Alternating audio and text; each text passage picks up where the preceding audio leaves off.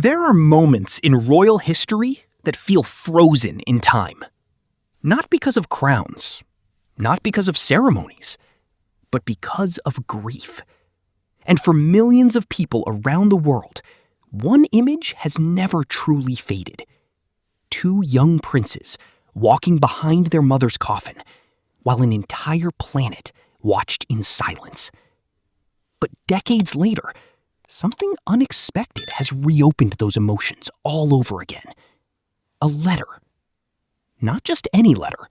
A deeply personal message reportedly written by Diana, Princess of Wales, to her eldest son, Prince William, years before her tragic death. And according to people who claim to know its contents, the letter reveals a side of Diana the public rarely got to fully see. Not the icon, not the people's princess, but the mother. And what makes this story so emotional isn't simply what may have been written. It's when the letter is resurfacing. Because tensions between Prince Harry and Prince William have dominated headlines for years. Distance replaced closeness. Public appearances became carefully controlled. Every interaction analyzed frame by frame. Which makes this moment feel almost surreal. Because suddenly, the one person both brothers lost decades ago has emotionally returned to the center of the story again.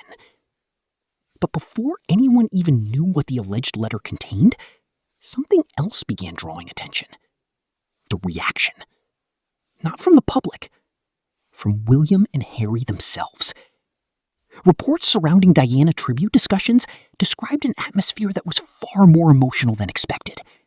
Not political, not ceremonial, personal.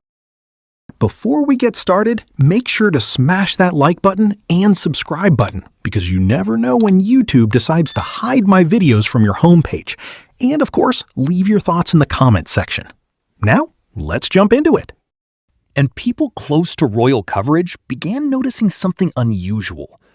For the first time in a long time, the emotional barrier both brothers normally maintain in public seemed to crack.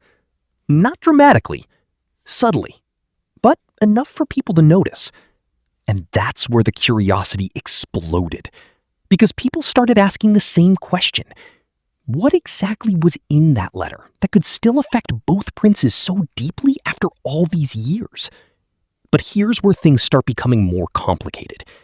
Because Diana's legacy has always existed in two worlds at once, the public version and the private version. The public knew the compassionate humanitarian, the glamorous royal rebel who shook the monarchy forever. But William and Harry knew something entirely different. They knew their mother. The woman who reportedly tried desperately to give them moments of normalcy inside one of the least normal families on Earth. Fast food trips, theme parks, private jokes away from cameras. Tiny moments designed to make royal life feel human. And according to longtime royal insiders, Diana worried constantly about the emotional future awaiting her sons, especially William. Because even at a young age, there was already an understanding surrounding his destiny. Future king, future burden, future symbol of continuity. And Diana reportedly feared what that pressure might eventually do to him emotionally. That context changes the meaning of the letter entirely, because suddenly it stops feeling like royal history and starts feeling like a mother trying to protect her son from a future she may already have sensed coming. Then came another layer that reignited global fascination. Claims that portions of the letter referenced emotional resilience, loneliness, and the importance of remaining true to oneself regardless of institutional expectations. And whether every detail is accurate or not, the emotional impact of those claims spread instantly online. Because people immediately connected it to the modern reality surrounding William and Harry today. A fractured relationship, different paths, different interpretations of Diana's legacy itself. And this is where the story quietly shifts direction. Because what began as curiosity about a lost letter slowly transforms into something much heavier. A story about unresolved grief. Because grief inside royal families operates differently. Most people mourn privately. Royals mourn publicly while remaining emotionally controlled. That pressure changes everything, especially when the loss happened under. And no matter how many years pass, certain wounds never fully become history. Then comes the mid-story twist that reframes everything again. Because some royal commentators began suggesting the true emotional weight of Diana's message may not have been about advice at all, but apology. Not apology for something she did wrong, but for what she feared she might leave behind.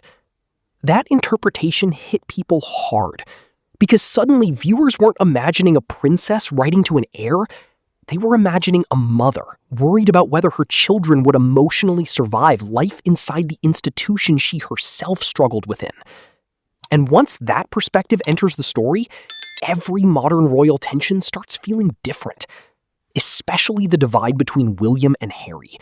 Because for years, the media has framed their conflict politically.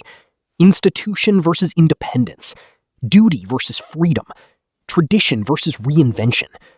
But underneath all of that may simply be two brothers processing the same trauma in completely different ways. One moved closer to the institution. The other moved away from it. And perhaps both decisions were shaped by the same loss. That's what makes Diana's presence in this story feel so powerful decades later. She remains emotionally central to both of them, even in absence. Then another uncomfortable question emerges. Would Diana have been able to stop the fracture between her sons if she were still alive?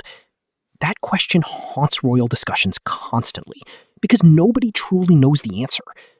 But many people suspect the emotional gravity she carried inside the family was uniquely powerful, enough to unify spaces that later became divided.